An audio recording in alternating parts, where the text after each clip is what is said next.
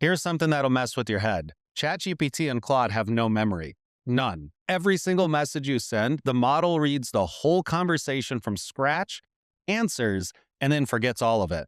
So when a tool says it, quote unquote, remembers you, that's not the AI remembering. That's a completely separate piece of software making a judgment call about you every single time, and you almost never see it happen.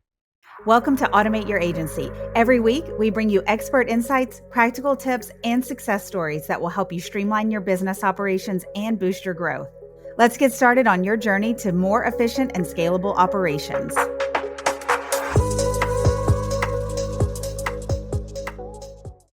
Micah, it really irritates me because this is such a hard thing to change our mindset about, because Claude and ChatGPT lie to us and they call it a memory. So we think that there's actually a memory. I think it's one of the most misunderstood and honestly confusing features. I hesitate to call it a feature. It is a feature. It can work really well. But this memory thing, right? It's like the core of it is, hey, I'm AI. I'm going to make a judgment call about what I should remember. I'll do it for you. Don't worry about it. But when you actually look at all this, you go, well, actually, AI is kind of crappy at judgment. So what's going on here? It was hard for me to understand at first, too, because it calls it a memory when you're in those. So I think that it's really learning me. And then you always hear people say, oh, well, my ChatGPT knows me or my Claude really knows me. And I think in small ways it does. Like it knows that keep it brief for me. It knows that I like being punchy and straight to the point. But it really cannot get past like a superficial level, I notice. Yeah, absolutely. And I think memory is such a misnomer because what that paints the visual picture for humans is that I'm going to chat with ChatGPT. It has a memory of what we talked about. Therefore, it's going to be able to remember it like a human memory works. And that's just the assumption that a lot of people make, but that is not the case whatsoever. So I want to go through like the downsides of relying on this fake memory. And then we actually have a solution to it, but I want to go through these downsides so people go, oh my gosh, I don't actually want to be just relied on this fake memory. And then we give them the winner of like, do it this way instead. Love it. Love it. Should we just give a brief explanation about how the memory actually works so that That's people probably a understand? good idea. Sure. You start there, Micah. Okay. All right. I was born for this. This was my favorite. No, I'm just kidding. All right. So the way that the memory actually works is you chat with Claude, you chat with ChatGPT, and at some point it's going to make a decision. It's going to make a judgment call to go, this sounds important. I think I'll store this away for future access, which at first glance, that seems like, hey, that's a pretty good memory.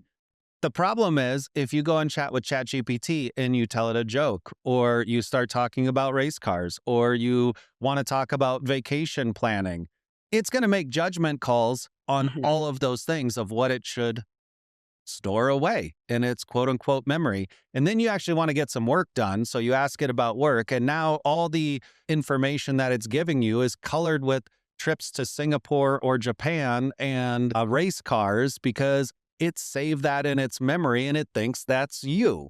And in some cases, when you're using it personally, that can work really well. But what's happening is it has to make a second judgment call to go, well, now we're chatting about stuff. I'm going to make a judgment call about what I'm going to pull out of what I saved before and insert it into this conversation. And it could be related. It could be completely unrelated. But because it's making a judgment call on both sides and AI isn't really that good at judgment, you can probably see the issue here. Yeah, and there's only so much context that the AI models can hold on to. So it's got to pick and choose what it's remembering about you. I mean, that's a really good point because if we think about our memory, right, it's contained in our brain, I think. That's the theory. And then at some point we pull stuff out and we're like, oh yeah, I remember when I got married or when I had my first kid. And contextually, we're making judgment calls about that. But that's what we're good at as people. With AI, if it stores a ton of information about you, it can't load everything it ever stored about you and then use that in the chat. It blows out its context window. We have other episodes about context windows. It's when you have used it for a long time, it cannot hold on to everything. And even in the moment that you're using it, we frame context windows easily for, do you ever think that AI has lost the script on what you're talking it to and it's just spiraling and you're going, what the hell is going on? And we're blaming it on the AI model, but it's really a user problem because we are expecting it to do something that it just cannot do right now. All right, so let's go through the 5 issues or things that you're going to run into if you're trying to use it from the memory that it's creating for you. Love it. So the first one, Micah, you already kind of talked about this. We don't have to stay on it, but it's that you're relying on it to make those judgment calls on what it's going to save about you or the work that you're doing. Yeah. Basically, you have no control over what it saves and when it pulls that memory out to use it. Take that with a grain of salt because, yes, you can go into the settings. Yes, you can delete pieces of the memory that it's saved about you and the profiles that it's saved about you. But I'll tell you what, that is a pain in the ass. Nobody's going to go in and do that. And, people will be like, well, I created a custom project or something like that where I uploaded files. Okay, great. That it would be the next step above because you're telling it the context to go back to. And I want to argue a point on that. Your ChatGPT or your Claude in a custom project is not your single source of truth for your company. So Yeah. you are uploading documents that should be saved somewhere else in a shared knowledge base because you're most likely not the only person in your company or further going to grow your company. So you're a party of 2. So Yeah, I think that's such a great point, Alane, is the memories that it's saving are individual memories, not shared information. In a company aspect, that's really important to have the shared aspect. The other thing that I want to point out is we're talking about 2 separate things, kind of. So if you're uploading files to a project, that's context for it to do its job that you're asking it to do. Memories add to the context, so it becomes the same thing. I guess it's all the same. Memories are context. I like to call it fake memories in this Okay. context. Yeah, that works. All right. So you touched on this grouped with the first one is that you don't have the control over what gets saved. Yep. So the AI, it's a judgment call. Then it's not like you can go in and say, hey, don't look at this again. And it sometimes will listen to you, but it may not look at that again for the next time it pulls the fake memory. All right. Which leads to bad memories are invisible. Ooh, that sounds scary. We don't always get things right the first time. A lot of times we're using things to brainstorm in there, having somebody that can help piece things together, kind of do some gut checks on things. It's really kind of a first draft that we're going to another team member to talk through further, but it's a planning stage. Well, maybe not everything that you thought about ended up being part of what gets done. Well, it's going to hold on to those brainstorms, those things that you did, and it may not be something that you wanted to access in the future. Yeah, it goes back to that judgment call. It might not be able to infer the context well enough to know that this definitely should not be saved as a memory. And then it creates a memory, fake memory, sorry, Elaine. And then that is now kind of the truth moving forward. So the narrative of your profile, who you are and what you do and what you've done in the past can be completely wrong. Yes. And this leads me to the next one, which is it doesn't understand boundaries of context. So you might be using it personal and business wise. It doesn't understand the difference in that. So it's going to leak that context between them. But I think more importantly than personal versus business is client versus client. Ooh, dang. That is huge, right? I'm just going to say this out loud so we can kind of talk through this. But the example would be I'm working on client A work. It saves a memory and then that thinks it's the truth. Okay. With what we do as client A. But then I'm going to go move on to client B work. And suddenly it's pulling memories from client A that is changing the output of my client B work. Yeah, that sounds terrible. Yes. Really, people kind of gloss over this like, oh, it's not that big of a deal.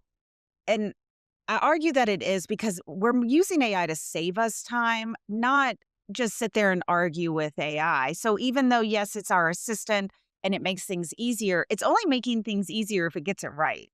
Yeah. If And let me not, we're take that one struggling with step it. further, real quick, Elaine, because let's say you're rolling this out to a team and the team members don't understand, or you, as the person rolling this out, doesn't understand how this works or the potential issues that this can cause. So you don't mention it to your team. So there's no awareness. And then all of a sudden, your team members are going, well, this sucks. This doesn't work. This is so dumb. It's easier to do it myself. And you went from having a tool that could actually save your team members time to just being frustrated and not being able to get the adoption. And it's not the tech's fault. It's that the understanding of the underlying functionality around this. And this is why we're creating this episode, is Yeah. because this is so important. It never fails because when we do an AI leadership workshop with a company, we always do a pre-workshop survey for the members that are going to be in there. And there's always one that says, I tried using AI and it got it wrong and now I'm scared, or it was a waste of Yes. my time. And I'm always like, oh my gosh, it wasn't the AI's fault. You didn't give it context. You didn't give it the right information. It still has to have something to work from, or you're just pulling from a general knowledge base, essentially, that AI has created on its own. Yeah. And I would go so far to say, and this is a little off topic for the memory, but if you're relying on AI to make judgment calls in any form or fashion, then you're setting yourself up for failure working with AI. So the more that you can control, and the way that memory ties into that is if the automatic stuff is relying on judgment in and judgment out, already you can probably tell not a good idea. But how do you then control it? So we're going to touch on that in a second. Yes. So the last one of our 5, and I've got a bonus one that I'm going to add on, so maybe 6, but is deleting a memory is harder than saving it. Mm. Because we use Obsidian, and I love seeing how things are connected using Obsidian just with our internal knowledge base. It kind of helps paint a picture of how many things are intertwined with AI. And I don't know if those are at all even connected, but it helps me understand, well, just because you try to delete it from one area of AI, it doesn't mean that it's not going to try pull in a memory from some other time and it's going to have it in there. Yeah. And who wants to sit there and read all the things that it saved about you just to surgically remove the one thing that could be causing problems and potentially missing other things that could be causing problems because of the way that it was worded or, again, the judgment calls? Yeah. And so this is my bonus one. And if you are listening to this episode and you're just like, Alane and Micah, who gives a shit? Like, y'all are just like talking about something that really does not affect me. Okay, fine. This one should absolutely affect you, because if you are depending on a memory for AI and ChatGPT or Claude or whatever you're using, that is personal to you. It has nothing to do with anyone else in your company. And you are relying on every single person to use AI the exact same way as you and fed it the exact same information. And I guarantee you that is not going to happen. So every person is going to have a different result. Oh, yeah. I don't even know where to start with this one, honestly, because if you have ever tried to scale a team or a business and leverage data, I guarantee you have said this phrase, source of truth. And we've had full episodes on this relating to AI, but essentially what you're saying, Alane, and the image that you're putting into my head is that if I were to roll this out to just say 10 people, that means everybody's memories are going to be different, even if they only use it professionally. I'm going to have 10 different sources of truth. And if they gave it the wrong context at some time or said something and they weren't quite sure and they were just asking questions and then AI decided, hey, that should be a memory. Now their source of truth is off compared to everybody else's. And the outputs of everybody's work could potentially be slightly different and shifted and changed because of this. This one gets under my skin the most because I know how important a single source of truth is when you're trying to scale a company, because you want everybody working from the latest version of whatever it is that they need. And I noticed that people start paying attention now with AI because they want their employees using it correctly. And so they start noticing like, oh, well, I've got employees saving things over here and doing things over here. And they notice how not inefficient, but just how people are operating differently. Mhm. And now they're like, oh my gosh. And they think that it's AI's fault. I'm like, well, it was broken before that. It's just you're paying attention now.